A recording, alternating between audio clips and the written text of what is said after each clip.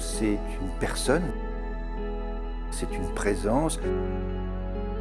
On peut dire que c'est un être différent de l'être humain, mais c'est là devant nous. Le défi de l'art, ce n'est pas de proposer une vie aussi vivante que la nature.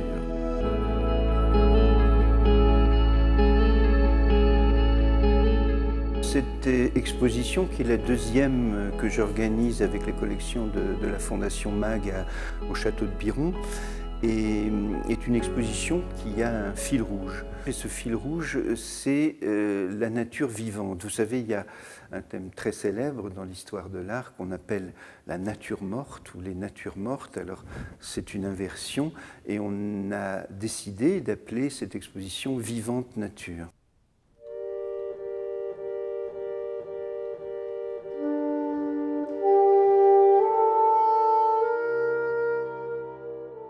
La première question de cette exposition, et peut-être la dernière, ça sera aux spectateurs de le dire, c'est au fond, qu'est-ce qui est plus vivant? Est-ce que c'est la nature, le vent, les forêts, les rivières, ou est-ce que l'art n'est pas plus vivant à travers ses pigments, à travers ses émotions? Donc ici, on entre dans l'exposition, c'est la première salle, et on est dans cet univers où on va reconnaître des signes de la nature qui sont déjà dans l'imaginaire, mais en quelque sorte, on va pouvoir donner des noms ou s'approcher d'un certain nombre de noms. La première œuvre qui nous saisit quand on entre, c'est cette sculpture de Claudine Drey, qui est une sculpture fait par une artiste aujourd'hui qui vit en France. Là, évidemment, on peut dire personnage, danseur, derviche tourneur, mais en même temps, on voit bien que ce corps est un corps en mutation. Il est envahi par cette végétation. On voit tout à fait qu'il s'agit d'un corps, d'une personne, mais en même temps, déjà, la nature et la végétation et la floraison s'emparent d'elle. Donc, la porte est ouverte.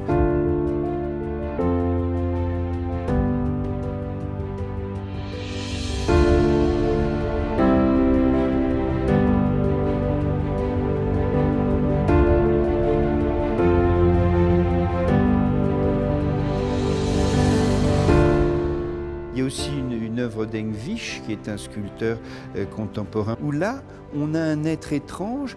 Cette fois-ci, c'est la pluie qui le crée. Vous voyez, c'est une goutte d'eau ou une goutte de liquide. Hop, elle tombe et il y a le corps qui surgit de cette, on va dire, liquéfaction, cet élément liquide qu'il traduit en bronze. Bien sûr, on reconnaît le corps humain, mais en même temps, on se dit, tiens, mais il n'a pas de bras, donc de quoi s'agit-il exactement? C'est parce que, évidemment, pour tout artiste, ce qui compte, c'est d'abord la forme. Il y a des scènes plus classiques, la partie de campagne, le pique-nique, comme ce grand tableau de Fernand Léger qui fait l'affiche de l'exposition, des personnages dans la nature avec un petit chapeau, un personnage étendu, un homme, des femmes, un chien. Alors vous voyez comment il rend vivant tout ça et vous voyez comme les couleurs ne sont pas dans les personnages. Et c'est grâce à cette liberté d'utilisation dans la couleur, jaune, vert, rouge, bleu, qu'il va donner cette vitalité, dire sa confiance et son bonheur de peindre cette scène. On a aussi un pique-nique juste en face, un peu plus inquiétant tout de même. Tous les personnages sont des personnages réels. Il y a Jacques Monory lui-même, il y a tout simplement son fils. Comme à Pompéi, quand la lave est arrivée, des gens mangeaient, des gens dormaient, et on les a retrouvés comme ça. Maintenant, la nature, elle peut être bénéfique, elle peut être fertile ou elle peut être dangereuse.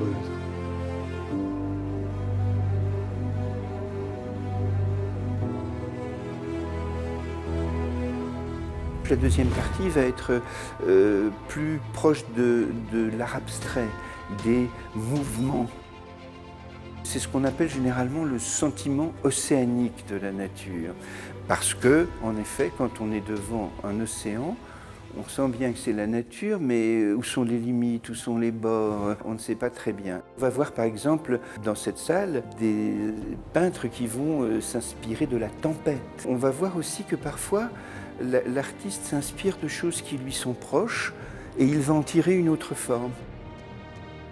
Là, on arrive à la deuxième partie de l'exposition. On a une sculpture qui rappelle un peu la première partie de l'exposition, mais qui déjà prend des libertés incroyables avec l'idée de la reconnaissance. Miro est en fait le maître du collage en sculpture. Sa grand-mère l'emmenait dans les bois et lui racontait des histoires avec des esprits, des farfadets. Il n'a jamais oublié ça et il nous crée ce personnage imaginaire avec autant d'éléments de nature comme un des acteurs de ces bois.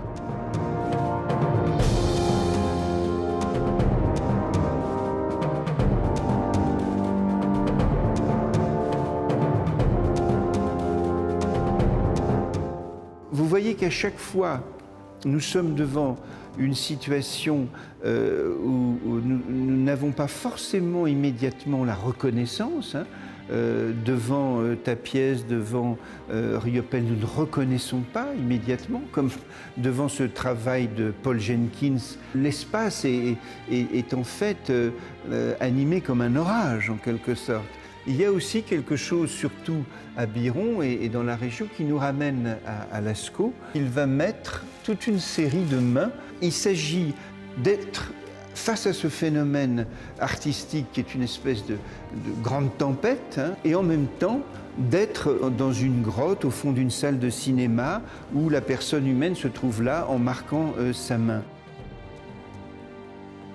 Il y a ce face-à-face entre cette forme, l'œuf, qui est évidemment symbolique de l'idée de naissance, et on voit que Miro ne pose pas simplement un œuf avec sa signification, mais il va faire en sorte que cet œuf soit porteur du cosmos, d'étoiles, de personnages, de parties qui renvoient au minéral.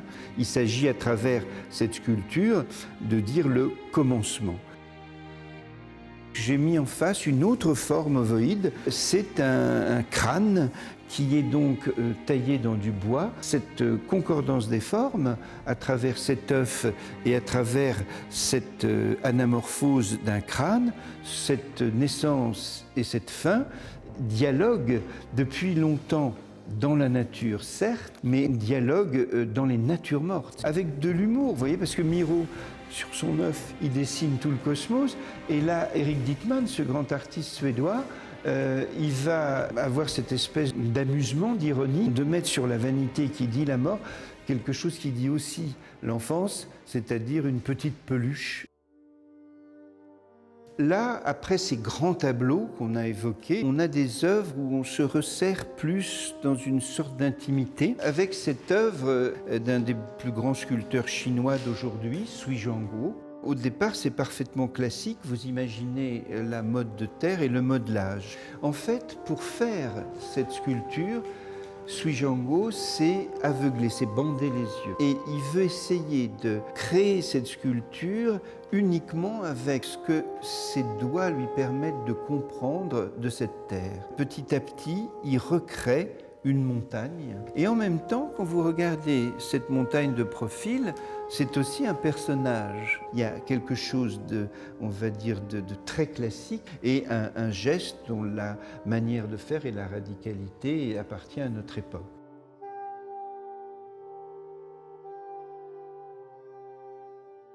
L'idée, c'est d'être tout d'un coup dans un lieu fermé, un magnifique château, une construction culturelle, humaine, et que le visiteur, en passant d'un tableau à l'autre, soit en rencontrant des animaux, des végétaux, soit en rencontrant des grands mouvements, le vent, la tempête, la pluie, le mouvement de la peinture, il ait un sentiment d'avoir une vie plus vive que celle qu'il peut éprouver dans la nature, ou bien, comme le disaient certains écrivains, pouvoir vivre autant de vie qu'il y a d'œuvres d'art dans ce château.